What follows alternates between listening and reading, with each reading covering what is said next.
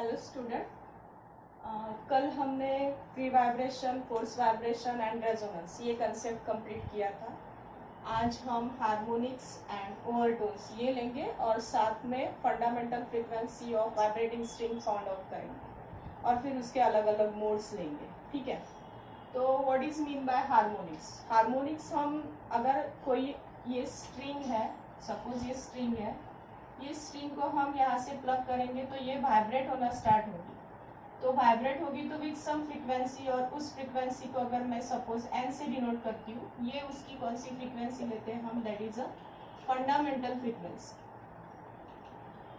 कौन सी फ्रीक्वेंसी हुई? वाइब्रेशन जो कर रहा वो, यानी फ्री वाइब्रेशन जो करता है, कोई भी स्ट्रिंग बोलो या फिर पेंडुलम बोलो, ये जो फंडामेंटल फ्रीक्वेंसी के साथ वाइब्रेशन करता है या फ्री वाइब्रेशन करता है, उसे हम कौन सी फ्रीक्वेंसी बोलते हैं? तो that is a fundamental frequency. ठीक है, तो इस फंडामेंटल फ्रीक्वेंसी, अब इसमें डिपेंड करता है कि वो वाइब्रेट कितने टाइम्स होता है, उस पर भी डिपेंड करता है। तो words harmonic correspond to all the integral multiple of fundamental frequency. यानी सपोज पहली फंडामेंटल फ्रीक्वेंसी n है और उसके मल्टीपल्स आते जाएंगे, यानी सपोज 2n, 3n, 4n ऐसे अगर आते आएंगे, तो ये क्या हो गया? इसके इंटीग्रल 1n, ये इसका कौन सा मल्टीपल हुआ? That is a integral multiple. तो हार्मोनिक्स हम किसके लिए? फंडामेंटल फ्रीक्वेंसी से जो ग्रेटर आएगा थोड़ा सा, या फिर फंडामेंटल फ्रीक्वेंसी को ही हम कौन सा बोलेंगे? That is a first harmonic. अगर 2 टाइम्स n होता है तो सेकंड हार्मोनिक, 3 टाइम्स n होता है तो थर्ड हार्मोनिक, 4 टाइम्स n होता है तो ये कौन सा हार्मोनिक होगा? That is a fourth harmonic. हाँ, लेकिन फंडामेंटल फ्रीक्वेंसी से जो ग्रेटर फ्रीक्वेंसी आती है उसके लिए हम एक वर्ड यूज करते हैं, that is called as overtone. Overtone generally हम साउंड के लिए यूज करते हैं। हार्मोनिक्स आर नॉट, मे और may not be present in the sound, but overtones are always present in the sound. तो ओवरटोन्स में यानी ग्रेटर देन हायर फ्रीक्वेंसी, यानी फंडामेंटल फ्रीक्वेंसी से जो ग्रेटर आएगी, तो उस फ्रीक्वेंसी के लिए हम जो वर्ड यूज करेंगे उसे हम नाम क्या देंगे? That is a overtone. जैसे ये हमारी फंडामेंटल फ्रीक्वेंसी हुई, इसे हम फर्स्ट हार्मोनिक बोल सकते हैं, लेकिन इससे ग्रेटर कौन सी हुई? That is a second 2 times n, यानी ये कौन सा हार्मोनिक हुआ? आपका सेकंड हार्मोनिक, लेकिन ओवरटोन कौन सा हुआ? तो फर्स्ट। यानी इस फंडामेंटल फ्रीक्वेंसी से जो ग्रेटर फ्रीक्वेंसी आती जाएंगी उसके लिए हम वर्ड यूज क्या करेंगे? That is a overtone. तो ये जैसे मैं अगर इसको सेकंड हार्मोनिक बोलती हूँ, यानी ट्वाइस n मींस क्या होता है? तो सेकंड हार्मोनिक, बट ओवरटोन कौन सा होगा? तो फर्स्ट ओवरटोन। 3n लोगे तो हार्मोनिक कौन सा होगा? Third harmonic. ओवरटोन कौन सा होगा? तो सेकंड ओवरटोन। ये अब मैंने एक लाइन में लिया, इसमें इवन मल्टीपल भी है और कौन से मल्टीपल है? तो ऑड मल्टीपल भी है। लेकिन सपोज इसके जगह ऐसा होता 1n, 3n, 5n, तो ये कौन सा? ये जो हार्मोनिक हुआ ये फर्स्ट हार्मोनिक हुआ, ये कौन सा हुआ? तो थर्ड हार्मोनिक हुआ। ये थर्ड हार्मोनिक होगा, लेकिन ओवरटोन कौन सा होगा? तो फर्स्ट ओवरटोन।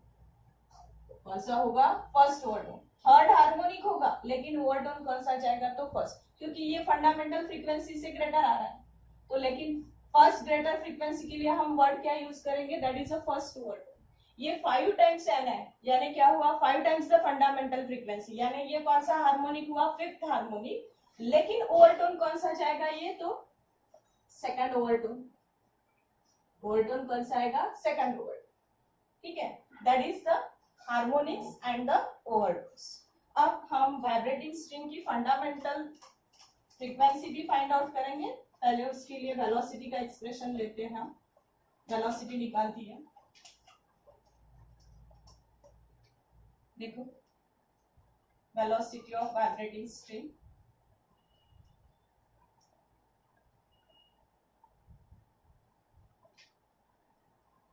अब स्ट्रिंग जब वाइब्रेट करती है तो वी डिफरेंट नोट्स बोल सकते हो, अलग अलग नोट्स से वाइब्रेट करती है।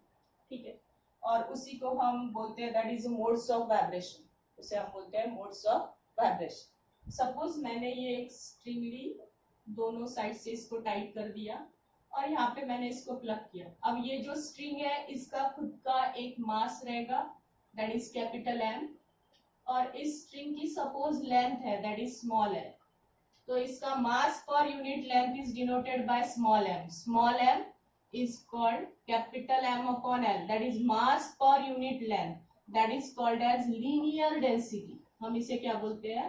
linear density. mass पर unit length, total mass upon total length, तो हमें पर यूनिट लेंथ का मास मिलता है इस स्ट्रिंग का। Capital M is the total mass of the string and small l is the length of the string. तो पर यूनिट लेंथ के लिए उसका मास कितना हुआ, that is small l, mass per unit length that is called as linear density. v is the velocity of the string and T is the tension applied on the string। ठीक है, tension applied on the string, यानी suppose मैं इसको यहाँ से plug करूंगी, तो plug करने के बाद क्या होगा कि ये वाइब्रेट करना स्टार्ट होगा और विद सम वेलोसिटी, और वो वेलोसिटी कितनी रहेगी, v is equals to under root T upon m। T is the tension applied on the string and m is the mass per unit length of the string। ठीक है, अब various modes of vibration of the string, various modes of vibration of string. देखिए इसका concept, फिर से हम यही string लेते हैं, इसको दो एंड से टाइट करते हैं और यहाँ से मैंने सेंटर से इसको प्लग किया, सेंटर से इसको प्लग किया तो इसने एक लूप फॉर्म की, यानी इसने दो नोड लिया और एक क्या फॉर्म किया इसने, एंटी नोड। ठीक है, दो नोड और एक क्या फॉर्म किया, एंटी नोड। मैंने यहाँ से इसको सेंटर से इसको प्लग किया तो इसने एक लूप फॉर्म की, तो ये जो हुआ ये कौन सा मोड हुआ, that is the first mode.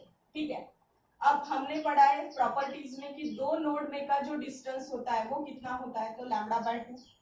दो एडजेसेंट नोड का डिस्टेंस कितना होता है, लैम्डा बाय 2। तो यानी यहाँ से इसकी ये लेंथ होती है स्ट्रिंग की, तो इसकी लेंथ कितनी हुई, l is equals to lambda by 2। इसका मैंने क्रॉस प्रोडक्ट किया तो lambda is equals to formula क्या जाएगा, ट्वाइस l। ठीक है, ये इसकी क्या हो गई, वेव लेंथ। और हमारा वेव का जनरल फॉर्मूला है वेलोसिटी का, v is equals to n lambda, तो n is equals to formula क्या जाएगा, v अपॉन लैम्डा। v कितना रहता है, वाइब्रेटिंग स्ट्रिंग का वेलोसिटी कितना रहता है, तो t अपॉन m, और लैम्डा हमने निकाला है दैट इज ट्वाइस l, तो कितना हुआ 1 upon twice l under root t upon m। तो फंडा n is the fundamental frequency of the vibrating string, और वो फंडामेंटल फ्रीक्वेंसी कितनी मिली हमें, that is 1 upon twice l under root t upon m। That is also called, this is called a fundamental frequency, और इसे ही हम बोलते हैं first harmonic. Fundamental frequency is called as a first harmonic. Fundamental frequency क्या हो जाती है, first harmonic. n is equals to 1 upon twice l under root t upon m, that is called as a fundamental frequency, और इसे ही हम नाम क्या देते हैं, तो फर्स्ट हार्मोनिक। ठीक है, अब सपोज इसके मोड्स बदलते हैं हम, अब हम फ्रीक्वेंसी को थोड़ी स्ट्रिंग को थोड़ी हायर फ्रीक्वेंसी से इसको वाइब्रेट करेंगे तो अब इसमें दो मोड्स आ गए। ठीक है, दो नोड्स, ये नोड यानी कितनी नोड्स हो गई, 3 नोड्स हो गई, और दो क्या हो गई, एंटी नोड। दो नोड में का डिस्टेंस लैम्डा बाय 2, इन दो नोड में का डिस्टेंस कितना होगा, लैम्डा बाय 2। दोनों की एडिशन की तो लेंथ कितनी हुई, l is equals to lambda by 2 plus lambda by 2, यानी कितना हुआ, दैट इज अ लैम्डा, यानी लैम्डा की वैल्यू कितनी मिली आपको, l। ठीक है, इसकी फ्रीक्वेंसी हम डिनोट करते हैं n1 से, तो n1 is equals to formula क्या जाएगा आपका, that is v upon lambda, that is v कितना होता है, तो under root t upon m, and lambda हमने निकाला है in the form of l, that is l। तो ये कितना बनेगा, that is 1 upon l under root t upon m। हम इसको फंडामेंटल फ्रीक्वेंसी के फॉर्म में रिप्रेजेंट कर रहे हैं, तो मैं इसको डिवाइड एंड मल्टीप्लाइड बाय 2 कर देती हूँ, तो ये 1 upon twice l under root t upon m, यानी क्या हो जाती है, तो आपकी fundamental frequency that is n की वैल्यू क्या है, 1 upon twice l under root t upon m। ये यहाँ पे डाल दिया, ये 2 एज इट इज, और इसके जगह हमने क्या यूज कर दिया, n। तो n1 की वैल्यू क्या हो गई, दैट इज 2 टाइम्स n, यानी ये कौन सी हुई, दैट इज सेकंड हार्मोनिक, और ओवरटोन कौन सा हुआ, तो फर्स्ट ओवरटोन। ठीक है, और इसका हम थोड़ा सा फ्रीक्वेंसी बढ़ा देते हैं और मोड्स ऑफ वाइब्रेशन चेंज करते हैं। सपोज ये है, अब इसमें मैंने थोड़ा फ्रीक्वेंसी बढ़ाया तो इसमें 3 मोड्स आ गए, यानी 3 लूप्स फॉर्म हो गए। ठीक है, फिर से नोड, ये भी नोड है, ये भी नोड है, और ये भी नोड है, और ये सारी क्या हो गई आपकी एंटी नोड, यानी इसमें 4 नोड है और 3 एंटी नोड है। फिर से इन दो नोड में का डिस्टेंस लैम्डा बाय 2, इन दो नोड में का डिस्टेंस लैम्डा बाय 2 प्लस इन दो नोड में का डिस्टेंस कितना हो गया, तो लैम्डा बाय 2, यानी टोटल कितना हुआ, that is 3 lambda by 2। L is equals to, cross product किया तो 3 lambda is equals to twice L, तो लैम्डा की वैल्यू कितनी हो गई, ट्वाइस एल अपॉन 3। इसकी फ्रीक्वेंसी हम n2 से डिनोट करते हैं। n2 इज इक्वल्स टू, फिर से formula v upon lambda, v कितना तो under root T upon M, और लैम्डा हमने निकाला है that is twice L upon 3। इस डिवाइड का मल्टीप्लाई में कन्वर्ट करो तो क्या बनेगा expression, n2 is equals to 3 upon twice L under root T upon M, और फिर से ये 1 upon twice L under root T upon M, यानी क्या होता है आपका fundamental frequency that is n, यानी n2 की वैल्यू कितनी हो गई, तो 3 टाइम्स n, यानी ये कौन सा हार्मोनिक हुआ, थर्ड हार्मोनिक, और ओवरटोन कौन सा हुआ, ये सेकंड हार्मोनिक, फर्स्ट ओवरटोन, ये थर्ड हार्मोनिक, तो ओवरटोन कौन सा जाएगा, that is a second overtone. ठीक है, बाकी कर लेंगे हम। Thank you.